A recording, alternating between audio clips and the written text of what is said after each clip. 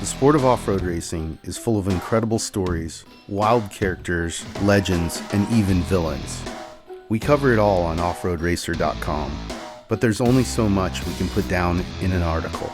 Sometimes we have to dig a little deeper, and that means sitting down with some of our industry's most influential characters and hitting record. Welcome to the Off-Road Racer podcast, a Mad Media production, made exclusively for offroadracer.com.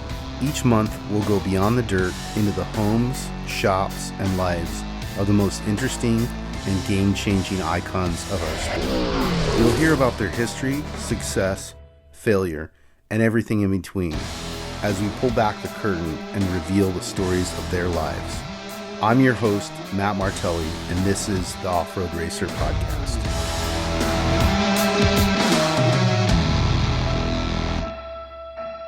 I'm Matt Martelli. This is the Off-Road Racer podcast, and I have the great pleasure of having a good friend of mine here, Danny Thompson. What's up, man? How you been? Nothing. Nice to be down here. Nice to do this. Been watching some of your podcasts and a lot of good information, and nice to hear some of those older stories and stuff and how it all kind of evolved and everything. So, yeah, pretty bitchin' deal. Yeah, thank you. I mean, we were just talking about it. You know, part of the reason that I started doing this is, you know, some of the older guys passing away, but also realizing that, you know, there's about 30 years of magazine articles that never got digitized, so they're not on the internet.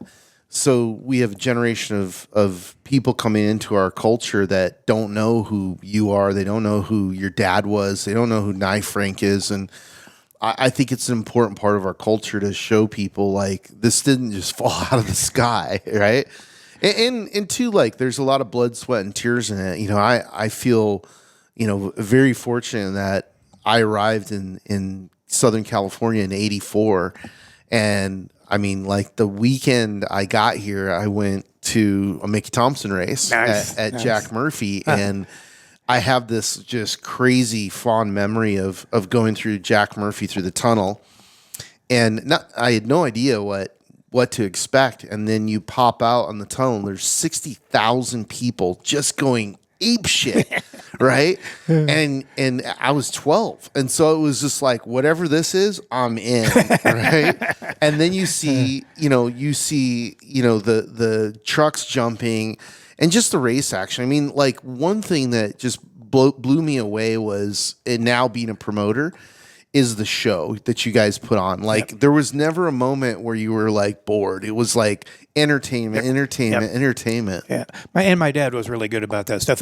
And when he just started that, when we went from desert and then to Riverside and then to stadium, and he looked up an attention span, and the average person's attention is 7 to 10 minutes max. That's how long those races were. Right. And then there was 18 races in 3 hours.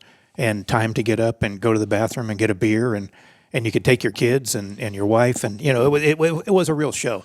And I think, and he pulled it off well, you know. And and kind of regress here a little bit. At first, we didn't have anybody there. Right. I mean, you know, we did the Orange Show, and we did Pomona. Yep. On the horse racing track and those. And then we started to get more people and stuff. But I'm going to regress back to the first Riverside, because I can remember my dad standing in front of the drivers that he got to be there, and Ivan and, you know, Roger Mears and all of these guys, and saying, well, we're going to fill these stands up. We're going to have as many people up here as they did for the NASCAR race and the Formula One race, and we're going to do this and that. And everybody's kind of looking at him going, yeah, right. Sure you are, right?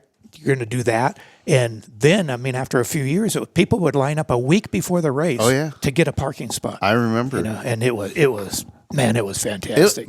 Riverside was totally magical, and especially being a teenager and spending your weekend there.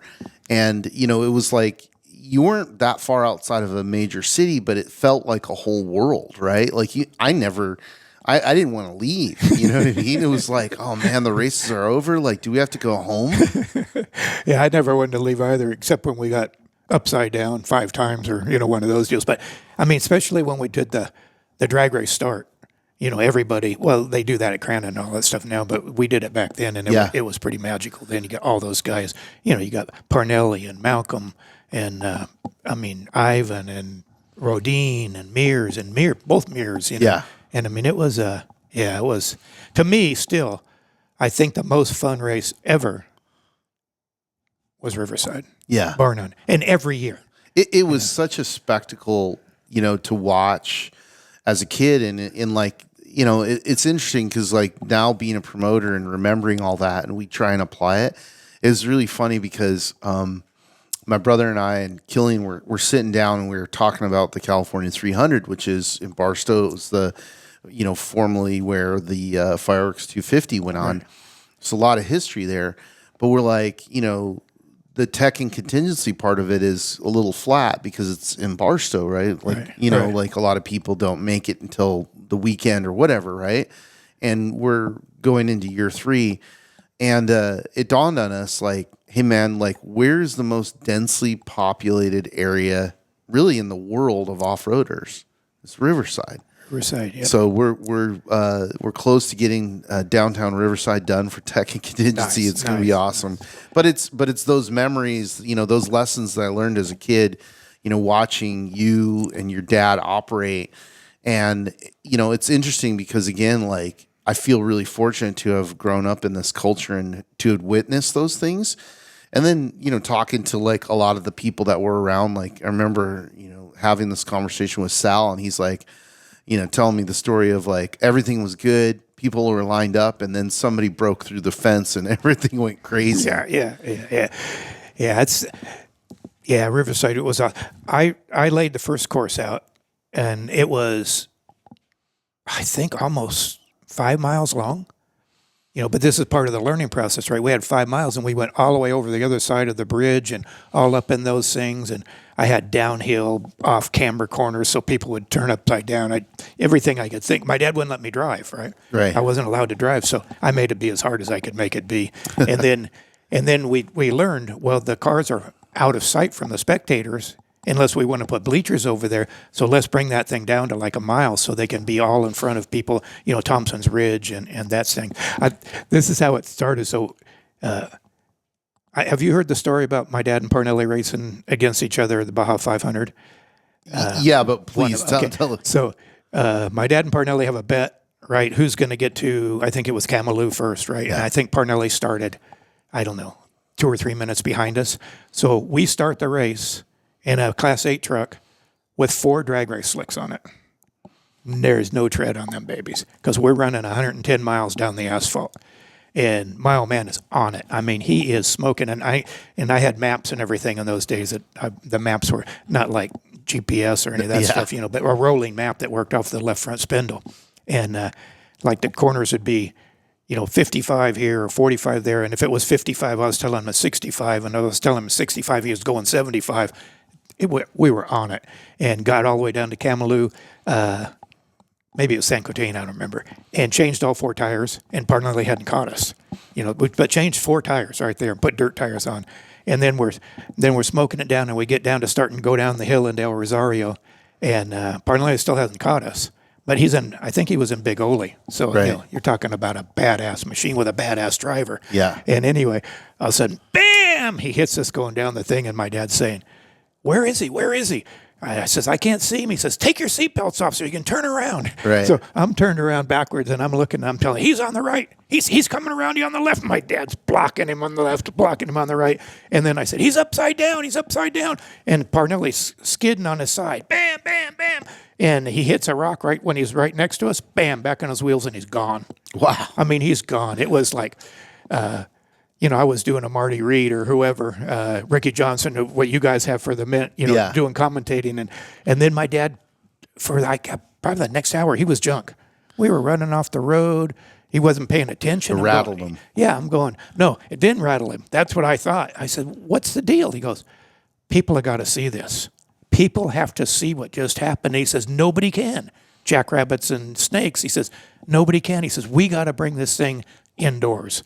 And that's how Riverside started. I think a month later we were at Riverside with the first race, and then that's how the Mickey Thompson Entertainment Stadium stuff started behind that because of that race with Parnelli. But he was just all the time thinking, what do we do now? How is this going to go? So, and then like I said, Riverside the first year was real big, and the lap was 7 minutes or 8 minutes or something. But you got to get it down. You got to make it a show for the people. Yeah. It's interesting. I mean, now do you look at, this evolution that we've had with short course where, you guys started it in stadiums, and then after MTEG went away, then it got changed and it turned into like, I always explain to people it was like Supercross versus motocross.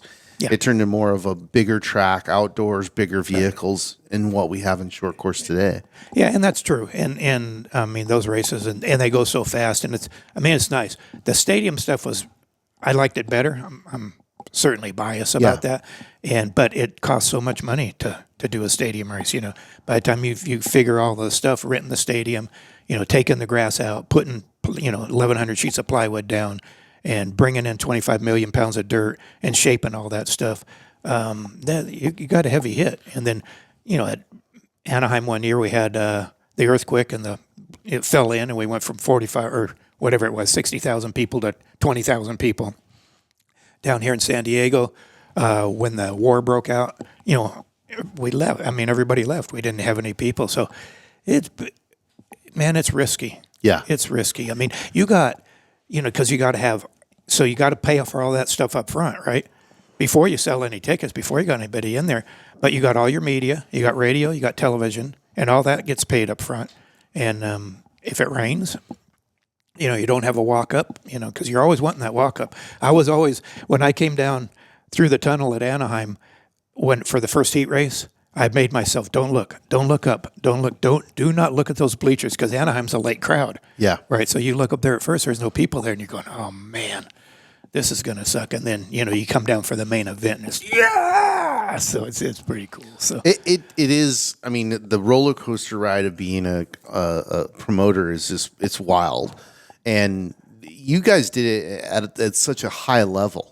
And that was the thing to me that was just so impressive. And even to this day, I mean, no offense to any other promoters, but it hasn't returned to that level. And that's, to be honest, like, that's our goal, right? Yeah. Our goal is to, return it to that level of global kind of visibility.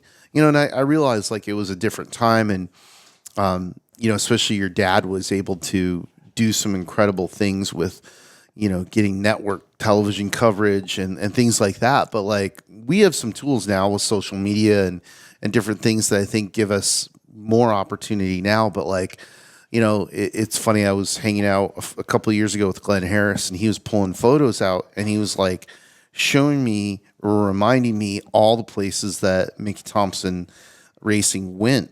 Talk about that a little bit, because you guys you raced in Japan, Yep. You raced in Canada, all over the United States. Yeah. One thing my dad always said, and he said, whenever you go somewhere to put a race on, he says, you want to make sure you have a 360-degree radius of people. If you don't want to do it in Chula Vista when the border's right there and they can't get across, something like that. Right. So you always got to have a core group to pull from all the way around. Right. And so, I mean, some of them were total failures. Yeah. I mean, some of them were absolute total failures. I mean, we'd lose $300,000, $400,000 in an event. The Anaheim was really good. San Diego was a good event.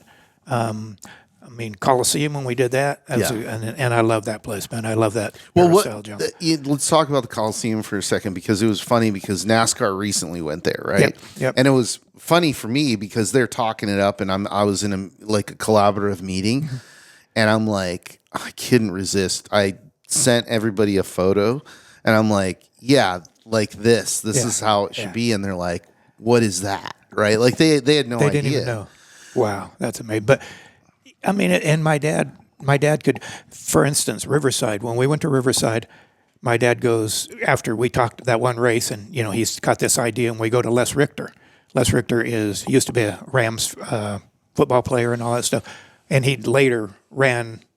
He was a bigwig at NASCAR, but he ran Riverside, and so my dad's telling him what he wants to do. We're down there in the office, and we want to go up and we want to run up along that ridge. That ridge used to be all ice plant. Right. It was really slippery during the road race days.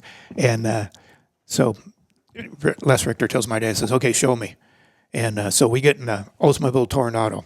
And this was a tricked out Oldsmobile Tornado. I had four-wheel steer and stuff because my dad was doing a thing for Oldsmobile. And so he's telling Richter, he says, I want to go right up the side of that thing, and I want to go around the side of that and go all the way up to turn 6 and get back on the asphalt.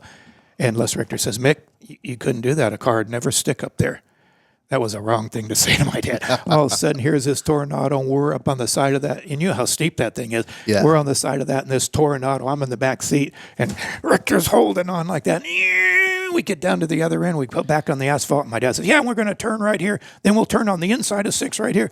And Les Richter looks at my dad. He goes, Mick, you got yourself a show.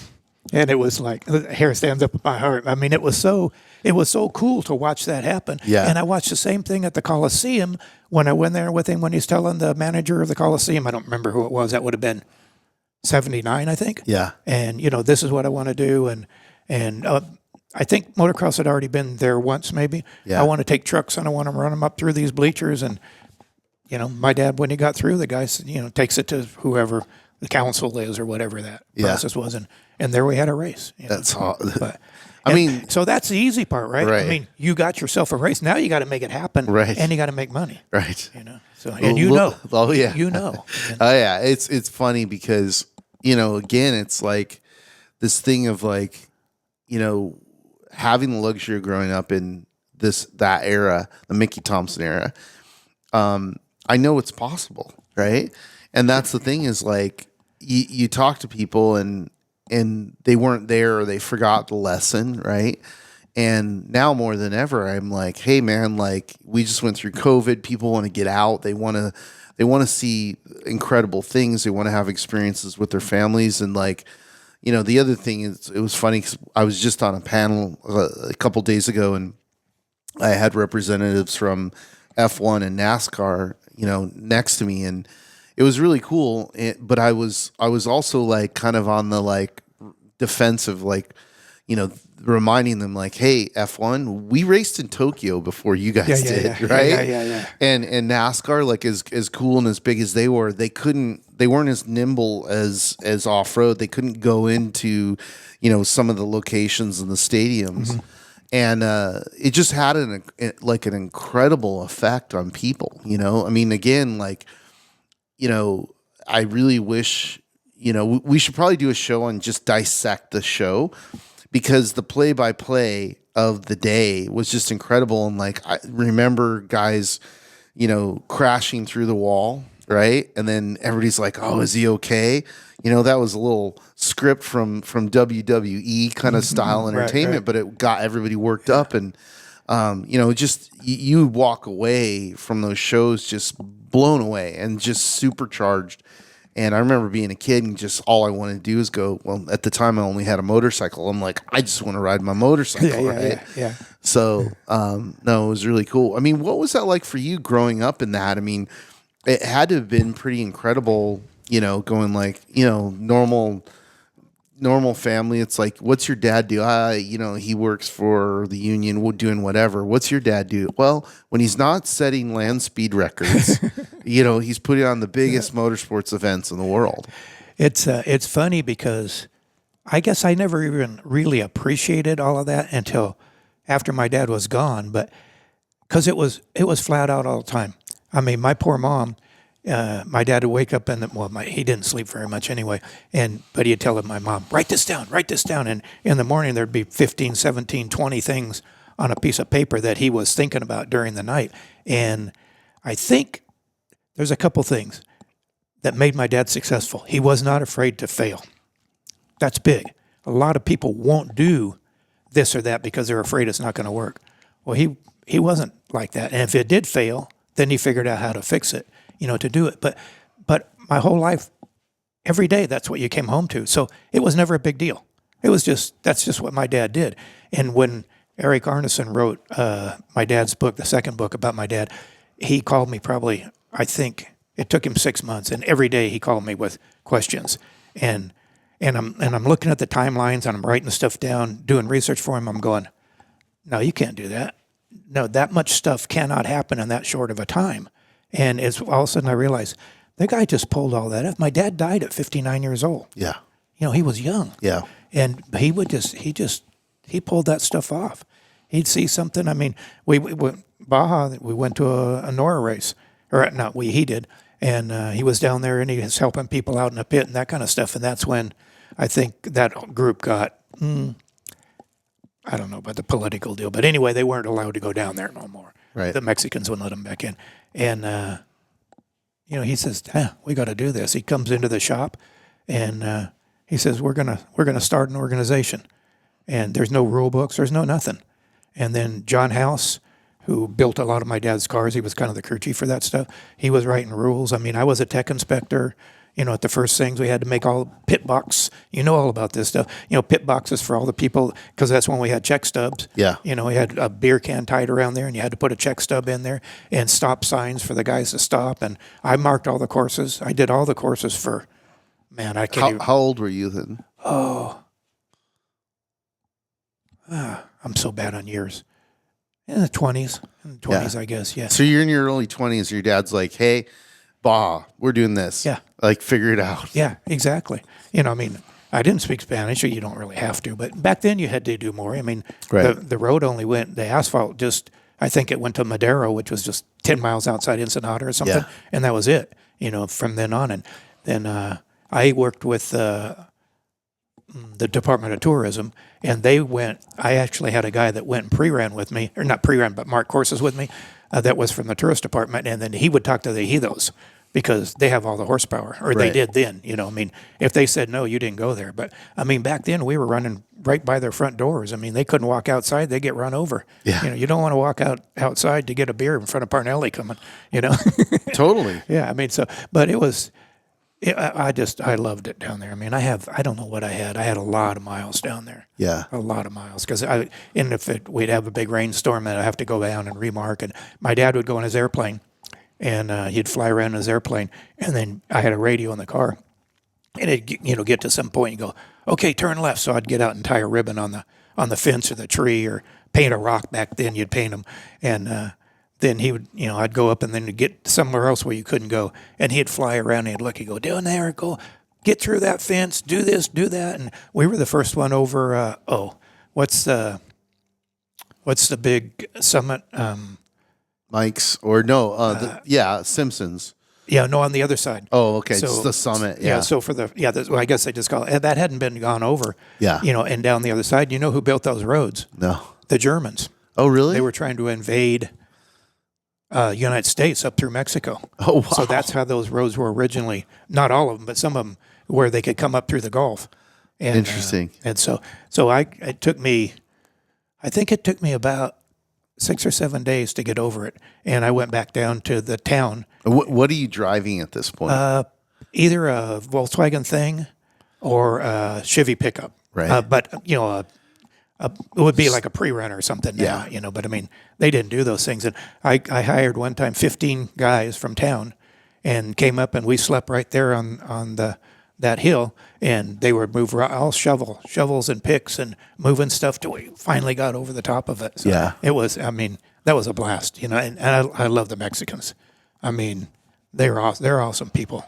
And, down there, these are just good, hardworking people. And, and that gave them, we paid them. Yeah. And not McDonald's wage or anything, but, we paid them, and then they would shoot rabbits and, cook everything up, and we'd sit there and eat with them. And it was, some of those experiences were, you could write, and I forgot about that till we were just now talking, one thing, sparks another, but yeah. Sure. Down there with that, that was awesome. Yeah. It's interesting now because, of course, now people can look at it and say, okay, this is the course, this is how you do it. Like, it all exists, but it must have been just incredible being down there in that era going like, hey, we're just doing this. Because, there was other races, mainly pavement races, like the Mil de Miglia and the Panamera and things like that, or the Pan American and things like that were similar in the same idea, but they weren't off-road. No, they weren't off-road. My dad ran the Mexican road race, or the Pan American road race, in 52 and 53. Yeah.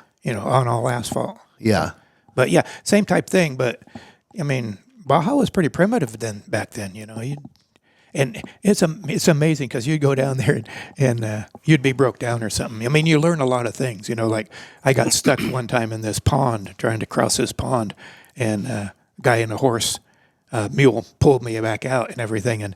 And finally, what he was trying to tell me with my broken Spanish and his broken English is, he told me, he says, never drive into something you can't back out of.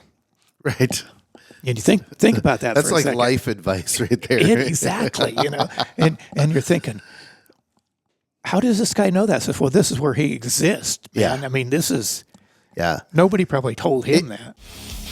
Attention Off-Road Nation. The Unlimited Off-Road Racing Championship comes roaring through Parker, Vegas, and Barstow in 2024. It's 3 of the most prestigious and competitive off-road races in the sport. It all starts with the return of the Parker 400 in beautiful Arizona, January 10th through the 14th. Then it's the biggest, baddest, most grueling off-road race on the planet. The BF Goodrich Tires Mint 400 comes roaring back into Sin City, Las Vegas, March 6th through the 10th. And finally, the climactic conclusion of the Unlimited Off-Road Racing Championship, the California 300, returns to Barstow, October 2nd through the 6th. Visit UnlimitedOffRoadRacing.com for complete details. The 2024 Unlimited Off-Road Racing Championship is here.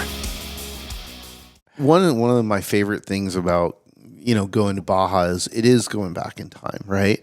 And you encounter people who are, living in a very basic way, and they're cool with it, right? They're like, they're not on Facebook. You know what I mean? They're like, hey, I have a 1976 Toyota pickup, works just fine. I've got a ranch, I've got food, I'm happy, like it's all good. And then we come showing up with our spaceships and get stuck in their pond and they yank us out. And they're like, oh, okay, here's the screwballs from America. Gringo. Yeah. No, I love that. I love the juxtaposition. I don't know how many times I've been somewhere in the middle of Mexico and like, wow, we're really screwed. And a Mexican, local will show up with food, water, feed us, drag us out. I mean, just fantastic people. And just very giving, I mean, so, prior to that, because you started racing at like 9-10 years old. I mean, you were born into this. Like, what was that? Like, it's just got to be funny. It's like, oh, we're not going to do baseball, Danny. Like, you're going to be a race car driver. What was that like? But it wasn't like that. So I did baseball, football. I did all those things. I was a little guy, wasn't any good, but, I started racing at 9 in quarter-midgets because my dad built Lions Drag Strip. Right. One of the most famous drag strip. I mean, when he was 28 years old, and we were just up there doing a thing the other day. But so then at 9, he put a quarter-midget track in, and I got to race in there, and we did okay. We were having fun. You get to kiss the trophy girl every once in a while and all that kind of stuff. So it was pretty awesome. One night, have you heard this story? Mm-mm. Okay, so one night or one afternoon, whatever it was, somebody crashed in my race. Now, these are little teeny quarter midgets. And anyway, the guy got upside down and broke his leg or hurt himself.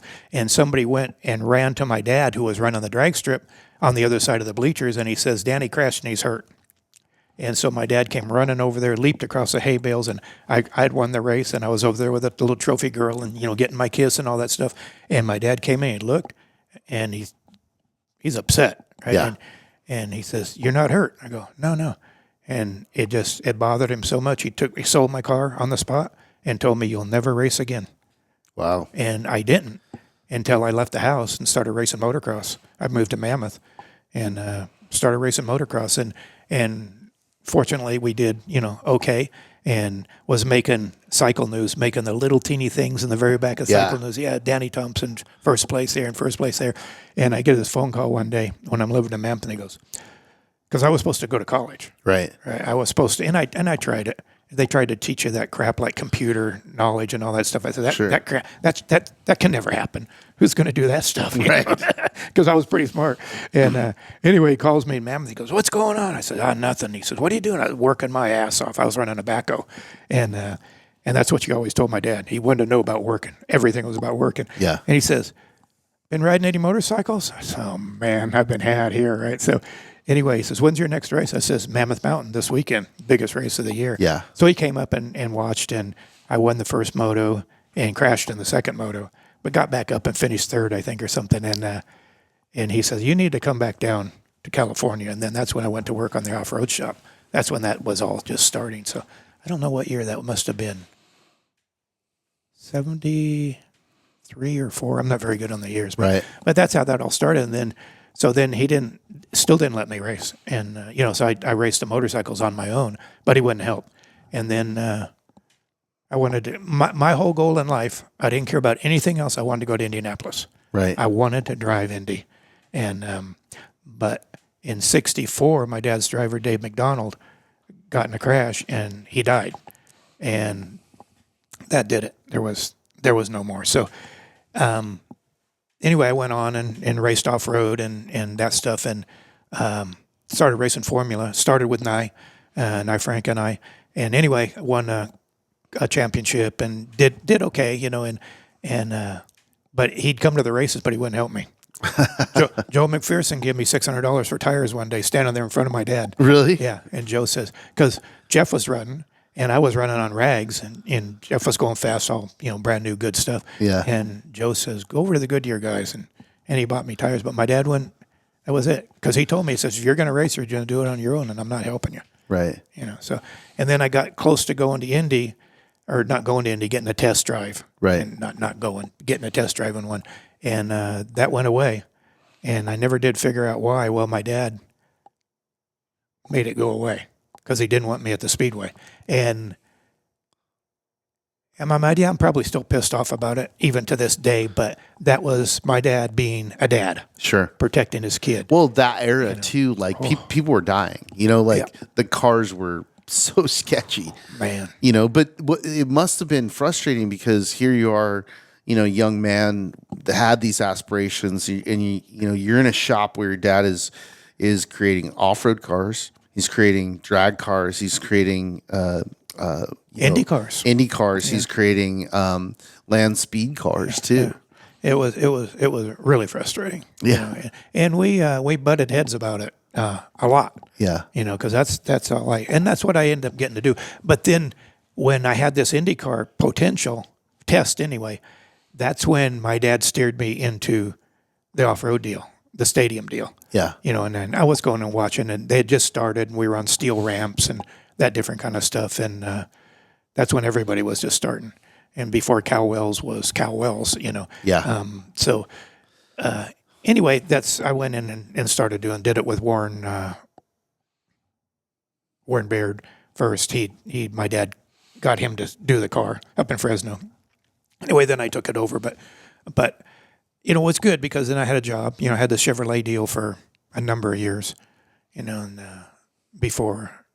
But anyway, I had that for a number of years, and I the stadium deal was it wasn't Indy, but at the time it was the next best thing. It was wild racing too. It was good. It was like, still. I mean, short course today is cool, but like the knockdown, drag out, anything could happen to Mickey Thompson. Like as a kid watching that, you never knew who was going to win, and you never knew what was going to happen, and it was super exciting. It was. We take 4 sets of bodyworks per car. Yeah. Because you had to go back out. I mean, you had Chevrolet, we had Peak antifreeze. Yeah. And you had, Cal with Coors and Toyota and all that. So you had to go back out with all the fenders on. But after a while, we just started putting them on with a couple of tie wraps because we didn't want them to rip anything off that was important. Because there was so much contact. Yeah. Exactly. No, it was funny. Actually, I was talking to Barbara Rainey the other day, and she was telling me the story of I think it was the first time your dad had put out the metal ramps, and all the drivers are like, yeah, I don't think I'm going to do that. Sketchy as hell. Yeah. And so the story I heard is he jumped him in a rental car. That's probably true. Yeah. Yeah. Or took somebody's car and did it. Yeah. He's like, well, I have this Oldsmobile here. I'll show you how to do it. And then he does it. And well, then you respect somebody that does that. Yeah. I have enough confidence in this I'm going to show you how this will work. But that's. He was, like I said before, he wasn't afraid to do all that different kind of stuff. So, in all your different forms of racing, for you, what was your favorite form of racing? I loved Formula Atlantic. I like Super V. I love stadium racing, but now it's just Bonneville. My heart's in Bonneville. Man, going fast, going 2.5 football fields per second. A mile in 7 seconds, and you never know if you're going to make that other end. Yeah. When we race from 0 to 5 timed, and then you have 2, 3, or 4 miles of stop, and stopping is equally as hard as going.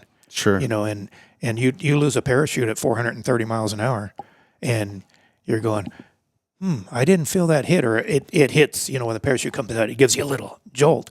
It's supposed to give you a big jolt, but so much stuff is happening so fast, you're going, what happened? Oh, the parachute didn't come out. Well, you got a mile, and pretty soon there's no more room, So my very first 5-mile run in Challenger 2, 392 miles an hour. Right. And got done. You have to turn the fuel off. They're dry grease motors, right? They're nitromethane dry grease motors. Turn the fuel off, and let's see, hit the parachute, and now I can't see. There's water all over. It's just running down me, and I'm going, the blocks are dry blocks. Right. There's no water in them. And so you're trying to process all this stuff. I go on 2.5 football fields a second, using up real estate, right? Right. And I'm going, I can't see, so I flip my visor up. Oh, what happened is the fire bottles went off. Oh. And right in my eyes. So 400 miles an hour, you can't see. You can't see if your hands are here or here. You don't know where you're going. And it's like, okay, I must be running out of salt, and I'm going to get stuck. So I just started turning left and got off. And anyway, we fixed the problem, and next morning we went 419. So it was, but it's, everything happened. It's just different. We were talking earlier, and everything you learned in racing, that's important. Like quick hands, you watch these guys at Indy cars or Robbie Gordon in an off-road car, whatever. They're really quick hands to make everything happen. Bonneville, that's a no-no. That is a no-no, unless you're in big trouble. But it's a, so everything I knew through all the different forms of racing I did, and I took up there, and I'm going, doesn't work. And a Mustang up there, 264 miles an hour, and it flew. So it took off. It went 25 feet in the air. It flew 1,100 feet through the air and rolled 7 times. And you went back for more. Oh, yeah. That's the thing, again, in, talking about your dad and America and the time, right? Like, one thing that I'm really proud and I love about this culture is there's people throughout this culture, and your dad was kind of the somewhat of the pinnacle of it because of his visibility, who nothing is impossible, right? Like the story about your dad doing, I think it was one of the first land speed records where, he comes home, he draws, out something on chalk on the garage floor, and like he'd never built a land speed car before, and he just builds one with his buddy, and goes and beats all the European factory teams, right? Like I love the spirit of that, of like the like the American middle finger, like, watch this, hold my beer, right.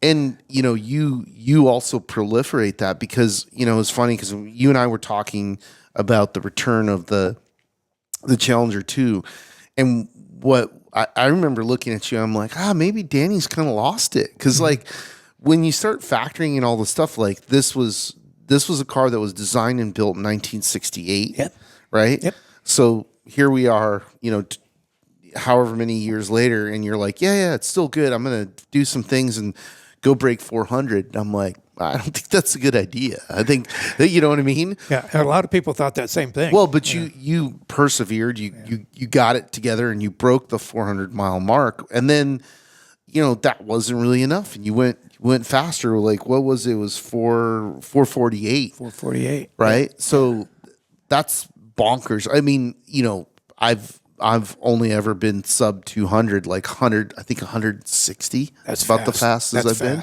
That's fast. Right? Yeah. And, but, to your point, like what was scary to me was I couldn't process fast enough. Mm-hmm. I was like, wait, it's like you have to train your brain to move quicker and make quicker decisions. And then the math equation. So now you're 200. Now you're 300. Like it exponentially increases. But to what you were saying, it was like, man, it's just got to be the biggest high in the world. It was so cool. That's when you asked earlier what my favorite kind of form of racing, and probably because I'm old and this is the only one I'm going to still be able to do for a couple more years. But it's just it's a great high, and it's just like and you have to figure so many things in.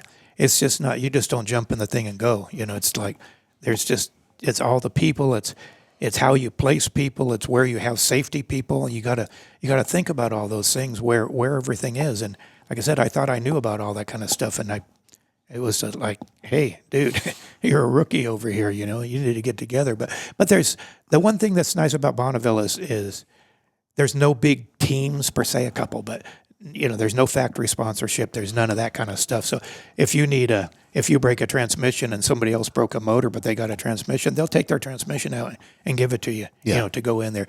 And the camaraderie of the people is just amazing, because they're not, they might be a doctor, or it might be an electrician or whatever, and they work the whole year, or maybe they don't work till the last week, but the whole year to go 5 miles an hour faster. Right. 5 miles an hour, that's a big deal. Yeah.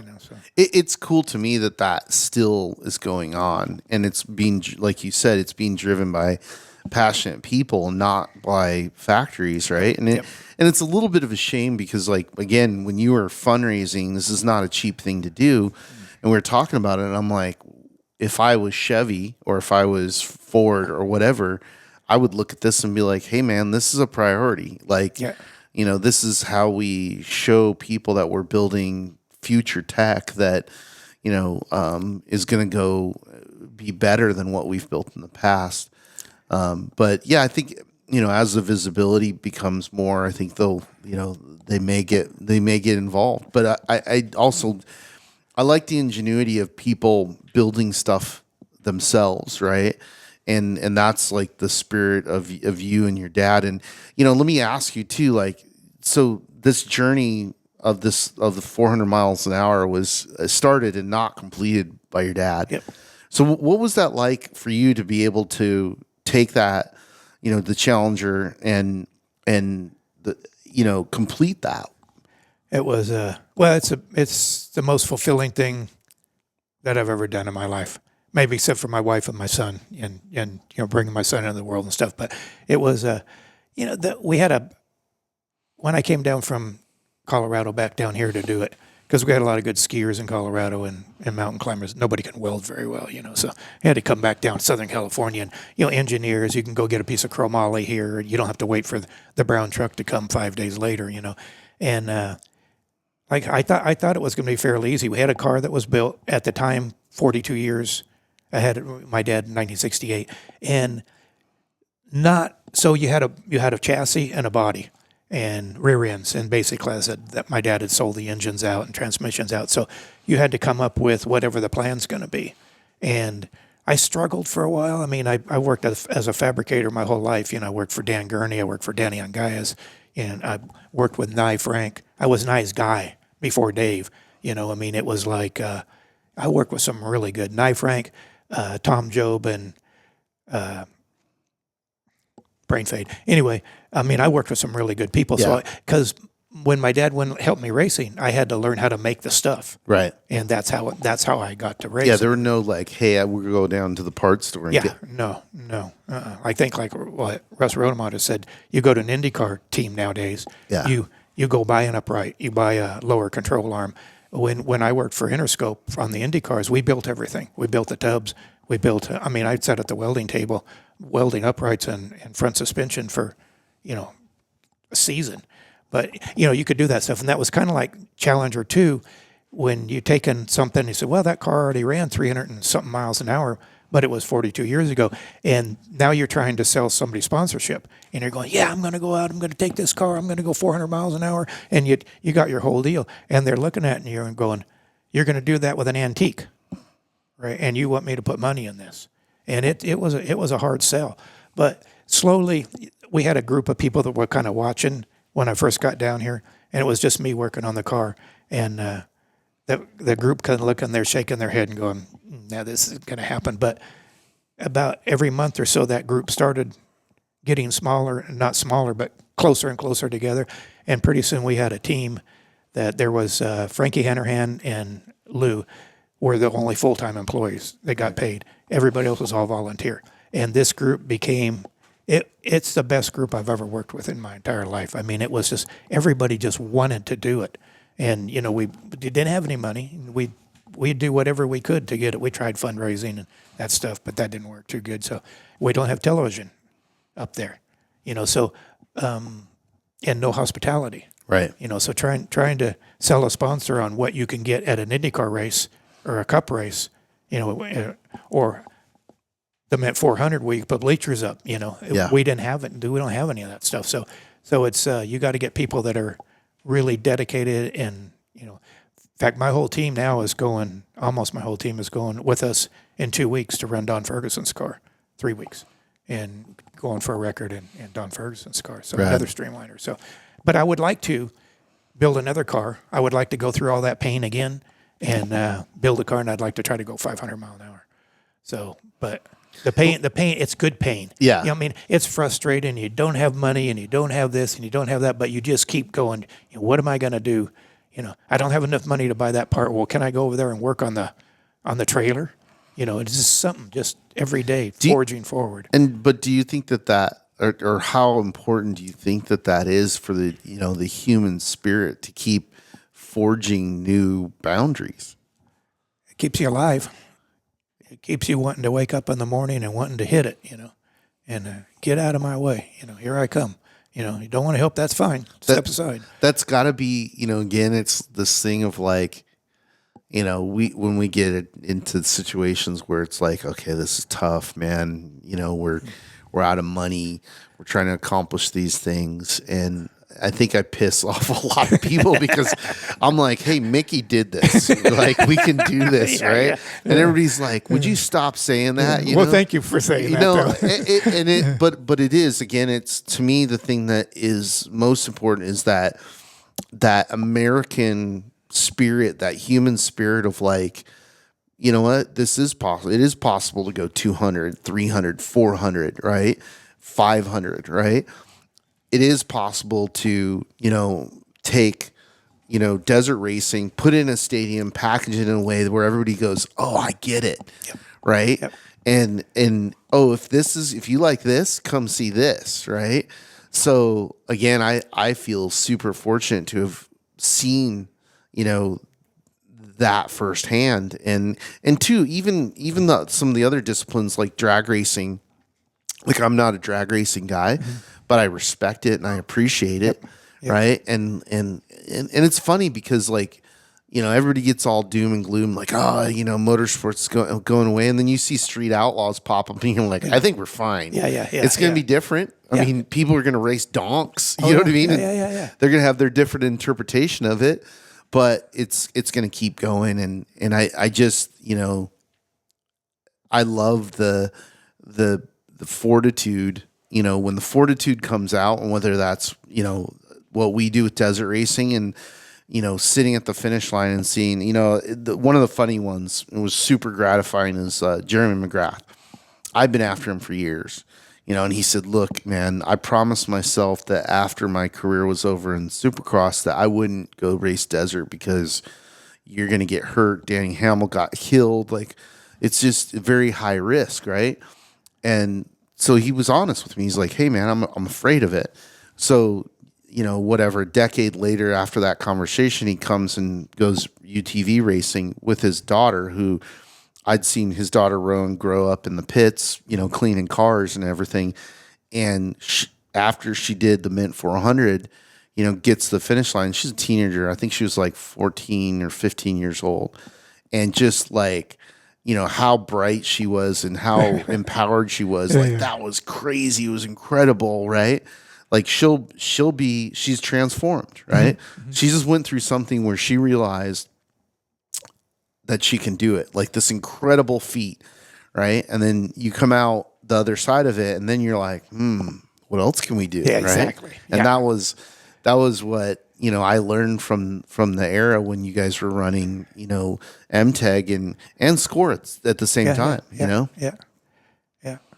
And my dad is that thing. He just another stepping stone. You get there and you get to where it's pretty good, and then maybe you pass it on to somebody else, and then you go to the next thing. It's unfortunate that MTEG went away, but because it was being harder and harder to get support from people for that thing, and then it went away, and everybody's going, "Can you bring it back? Can you bring it back?" That's I want to go drive. That's what I want to do, Yeah, but talk about that a little bit because, a lot of people don't understand, the history and, I know components of it is so, your dad was murdered, right? And that really put a black cloud on everything, right? And there was also, the economy was changing, costs were going up. There was a lot of mitigating factors. And a group of the guys who were, had come from that went and pitched the France family on truck racing, right? Yep. So kind of, in a sense, almost undermined it, right? Yeah. And this is my version of the story that I've heard, and whatever. Like, and I think they all went to NASCAR with really good intentions, but as I understand it, NASCAR went, "Hey, that's a great idea. We're going to do it. You guys should race." Mm-hmm. And they all thought they were going to be, part of it, owners or something. Yeah. And that wasn't the case. Didn't work out that way. Yeah. Yeah. Because it was Scoop and Landfield and I don't remember. Yeah. But yeah. Walker, I think Walker was involved. I think Walker was in there. Yeah. I mean, it ended up being a great idea. Yeah. That all stemmed from MTEG. Yeah. But yeah, I mean, things change, things progress, things go this way and that way. And I was all right with all that. Yeah. I mean, the thing that probably upset me the most about the MTEG deal is trying to get support from people at the end. Yeah. It wasn't happening. No. And I wasn't, I quit driving to go run the thing. Yeah. And I shouldn't have ever done that. Sure. Yeah. I should have bankrupted the company right then. But because we went to Anaheim and we didn't have enough money to go there. Right. I borrowed the money from Mr. Venable and with a guarantee on the gate that I'd pay him back, which I paid him back the next day, to buy the advertisement and all that kind of stuff. Then we went to San Diego. We made some money at San Diego. Then we went to Seattle and lost our ass. Yeah. And that was it. There wasn't anything to draw from. And well, you guys also didn't have, like, even though it looked like this massive operation, you didn't have like a big, corporation behind you going, no problem, lose another million. It was you guys. It was us guys. Yeah. Exactly. And we lost millions. Yeah. And it all went away, and it was all kind of, at first it went away and nobody had talked to you. I mean, you'd tell somebody about, hey, what about this? What about that? And nobody, none of that. So it was pretty shocking. I mean, we lost a lot of stuff. Especially when you look at the outcome, the effect that it had. Like, that's one thing that I'm very clear about now is, because of our background in action sports and seeing the effect of skateboard culture on the world, I began to understand this idea that Southern California is magic, right? Mm-hmm. It produces lots of different trends and lots of different things. And it's not just producing the trend, but it's capitalizing on it and making sure that there's some contribution and accountability. And I think, like, to your point, the brands that, without Mickey Thompson, without that era of you guys running it, I probably wouldn't have mid-sized trucks. Mm-hmm. I know I was doing this thing the other day, and I'm going to publish it as an article because a lot of people don't know that, like, and this is about Toyotas. Toyota came in to the United States in the 60s, and they were selling compact cars and had some success and some failures. But really, as they introduced the mid-sized truck, it was a bit of a struggle. And enter Mickey Thompson Racing. They put together a race team in like 84, I think it was, right? Yeah, sounds about right. And it was a combination of things. I don't think it was one thing. I think it was the opportunity to have their mid-sized truck in this racing format. It was Calwell's and PPI, and then it was them finding Ivan, who they created into, became this archetype of like, hey, I want to be him. Yeah, superhero. Right? He's a superhero. He's got cool hair. He's got the smile. Yeah. He's in physical shape. Yeah. I mean, he was like Superman, right? Yeah. Oh. And I remember being a kid going like, I grew up in in a union city in Kalamazoo, Michigan. And if you drove a foreign car, they would flip it over. Yeah. Right? Yeah. So then moved to Southern California, everybody's driving Toyotas, and I'm like, what's going on? And so through that process, that gave Toyota the entry point to sell mid-sized trucks and own that market, right? Which, now Tacoma, now we can see the effect of that. Right. But that was what sold those trucks, right? That was what it made it okay not to drive a Chevy or Ford, because there's this cool blonde dude from Southern California who gets all the girls, right? Wins all the races, named Ivan Stewart, and everybody wanted to be like him. And growing up in that era, you couldn't ignore it. There were billboards. Oh, yeah. There was yeah. television commercials. You walked into the liquor store, there's a cutout. Yeah. There's the video game. You know what I mean? Like, it wasn't like, oh yeah, this weird little thing's happening. It was front and center. And so then you look at the progress of that and you go, without Toyota winning American truck market, now they're the biggest automotive brand in the world. They would have never gotten to that point without that step. And so I think it's important to point that out and say, this is the power of off-road in particular, because it's not just a show, it's a culture. Yeah. Right. Yeah. People they left and they went, okay, we're going to Glamis next weekend, or we're going to Ocotillo, or we're going to go to the Baja 1000, or, we're going to physically go do it. It's a culture. It is. Well, and you got to give Toyota a lot of credit. I mean, I didn't want to give them any credit since I was a Chevy guy, but they did a hell of a job. I mean, absolutely. Their marketing department and how they did all that stuff. And, Saatchi and Saatchi was their agency, and I actually want to do an interview with them, because they did some brilliant things, and they also did some really rad, aggressive things. Like when they won, they took out a billboard across the street from Ford and said, "Hey, we kicked your ass." Like, that was pretty cool. That's cool. Yeah.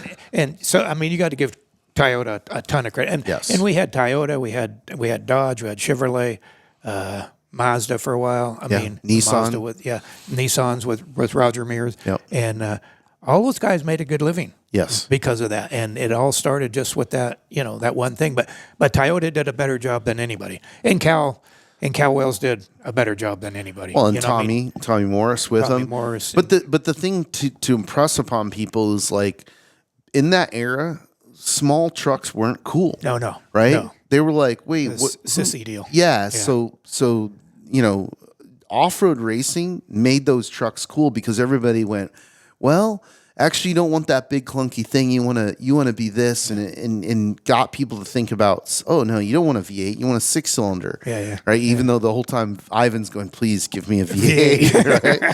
But it made it cool, and it's funny because I love that, and I love the Toyota brand today.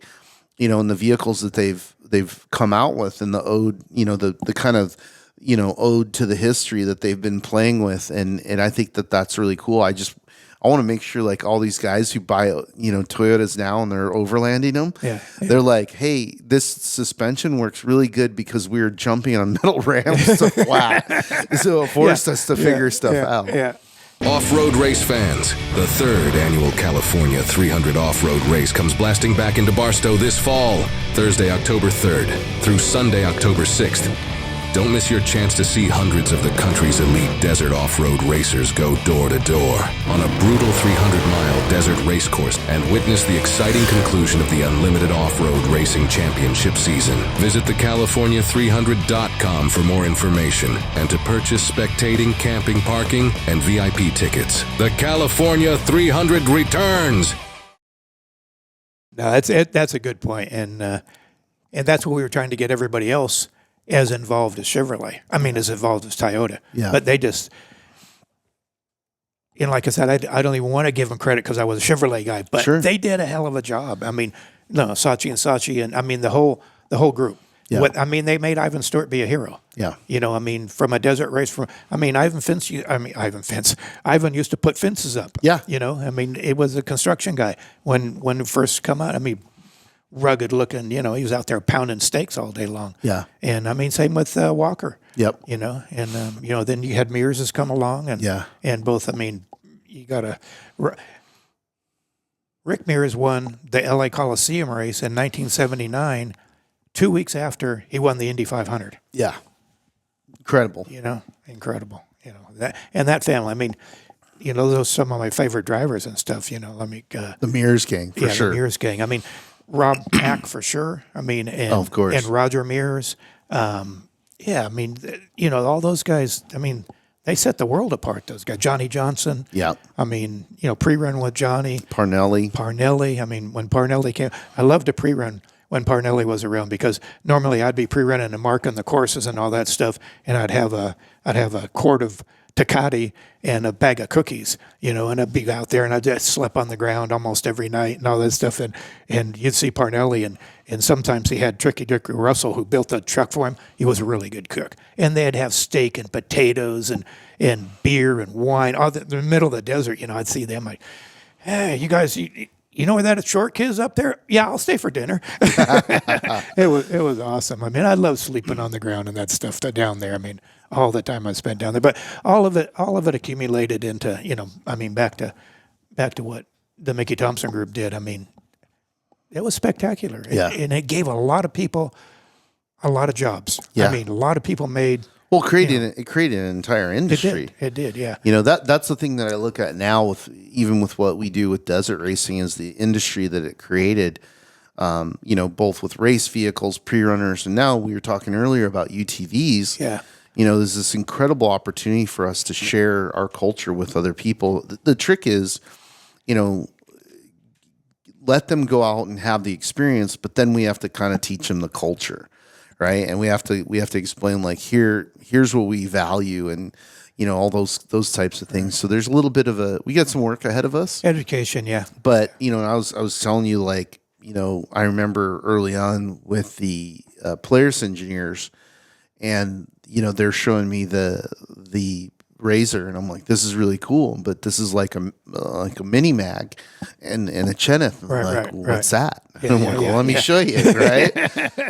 So I think it's, look, our history and our culture is really important. I'm really proud of it, and I think there's a lot of people that are, and I'm excited about the future of off-road racing. I don't think we've had a better opportunity than now. With all the tools that we have, and, all the growth that we see. I mean, you go to SEMA now and it's like 70% off road. Yeah, it is. It's great. Even PRI. I mean, PRI's gone a lot off road stuff, and PRI wasn't like that at first. Yeah. So, and thank God for those guys, and they got a tough job ahead of them right now. Mike running SEMA is like Spinoza. Spagnuolo, yeah. Spagnuolo, yeah. I mean, here's a funny story, right? So my dad graduated from Alhambra High School. Right. And there's 3 schools in that little district, Alhambra, Mark Keppel, and San Gabriel.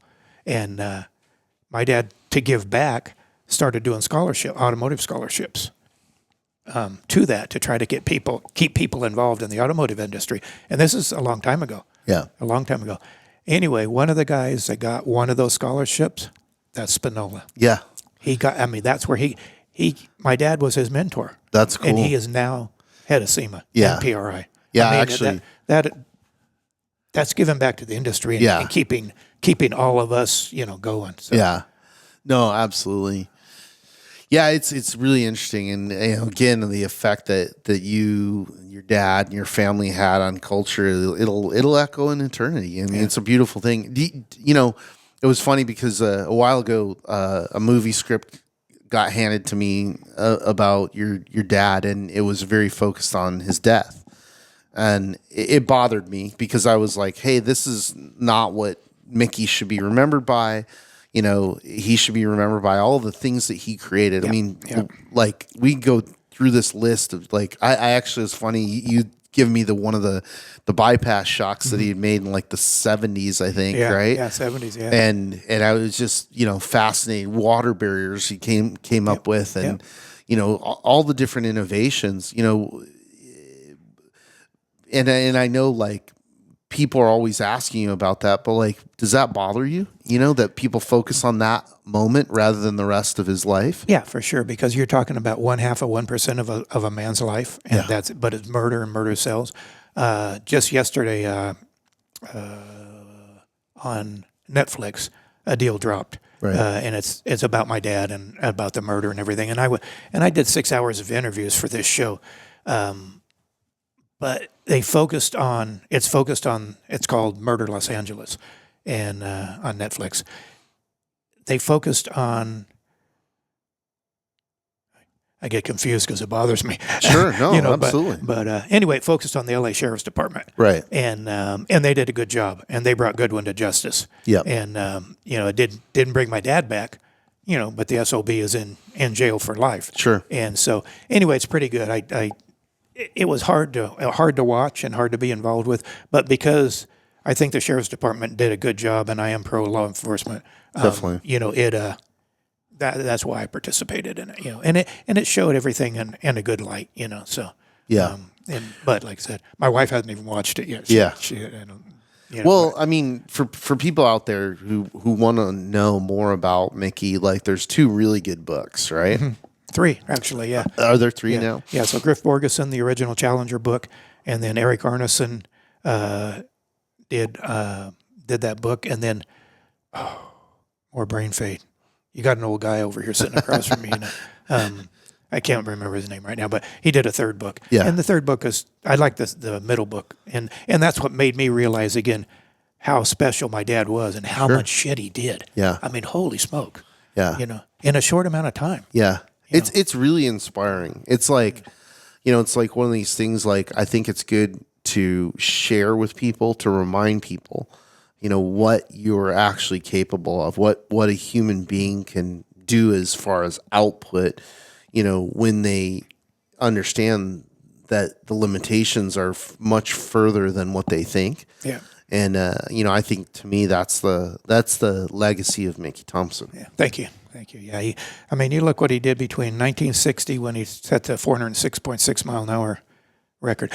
Let me regress here for a second. So my dad went 406.6 right in 1960, and they didn't get the record because he didn't do it 2 ways. Right. Now you go all the way back to 2016, and I set a record 406.7.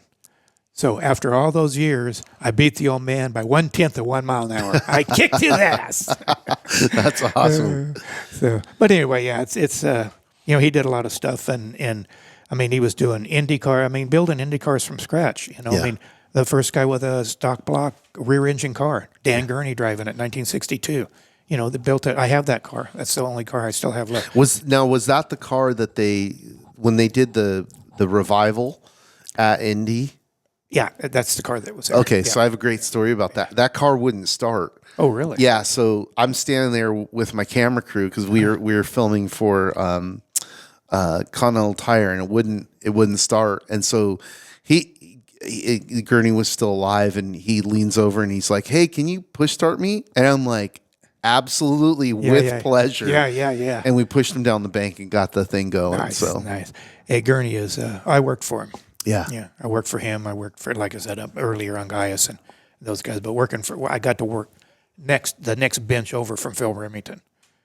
So Remington, he was a god in the fabrication business. Yeah. Nye, Remington, Quinn Epperly is the guy I couldn't think of earlier. That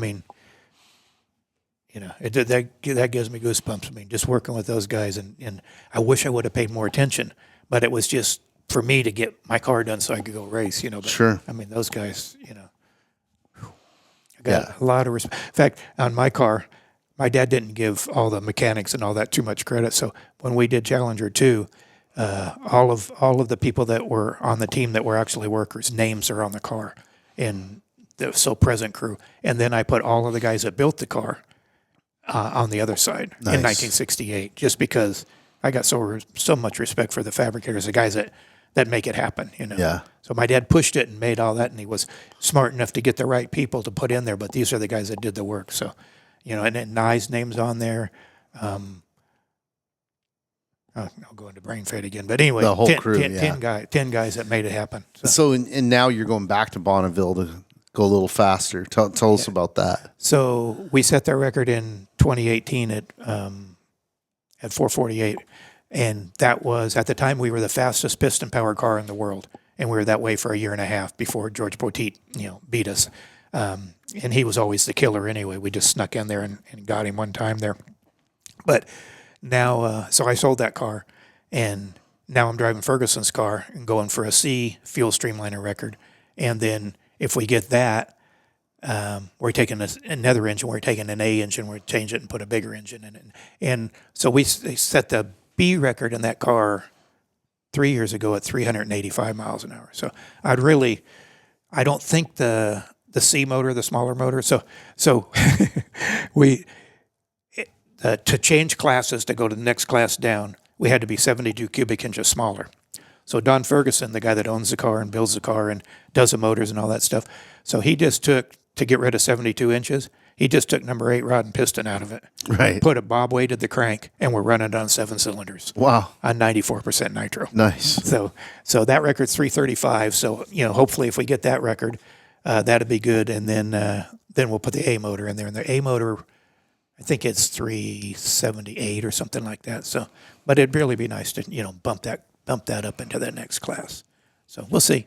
We'll see. It depends on what, once again, you're dealing with Mother Nature. Yeah. She's got way more horsepower than any of us. If she wants you to go, she'll make it be nice. And if she doesn't, you don't go. We haven't gone for 2 years. Yeah, no, you guys, the salt's been wet. Salt's been wet, yeah. So, and it rained last Thursday. It rained last night a little bit. Yeah. So the first thing I do every morning is I get my cup of tea and I look at the salt picture. There's a live camera up there. That's the first thing every morning. So hopefully, that's 3 weeks away, and I'm really looking forward to that. I mean, that's what right now. That's what I do. That's what I like. That's all I want to do. I want to go down there, and when you get to the 5 mile mark, so you race from 0 to 5, right? And they time you between the 2 and the 3, the 3 and the 4, and the 4 and the 5. They give you mile segments in there, and we're the fastest between the 4 mile and 5 mile. But when you get to that 5, it's pull the parachute. Oh yeah, I got the hit. Turn the fuel off and go. Okay, made it again to this end. That's only 68 seconds, 70, 75 seconds, depending on the car. But yeah, it's like, oh boy, let's go. That's awesome. Well, thank you for doing this. It's always great to hang with you. We'll have to do it again. Pleasure. I'm up for it. I mean, anytime it promotes off-road racing or you guys, you guys are doing a hell of a job. Appreciate it. To resurrect that Mint 400 deal, bringing something out of the grave and making it be a big deal again. Yeah. And you're doing it. You might have to have KJ get some of those old girls that he used to have on there. Let's do that. The Mint girls. Actually, it's funny because, we have this PC climate now where it's like, oh. Yeah. And I'm like, we can still have beautiful women. Oh, yeah, right? yeah. And he made a contest out of it, and it was a big deal to win the Mint 400. I think, didn't Vanna White or something? Yeah, she was one of, Vanna White was Wonder Woman. Yeah. She was, so, yeah. Yeah. So, but yeah, you guys are doing a good job, and you got coverage, on there, so that's good because I'm glued to that coverage when it's going. So, we're just gonna keep building. I mean, again, like fortunate that we've had the history lesson that you guys laid down. We know what's possible. Perfect. Well, you're doing it. Thank you. All right, man. Thank you. All right.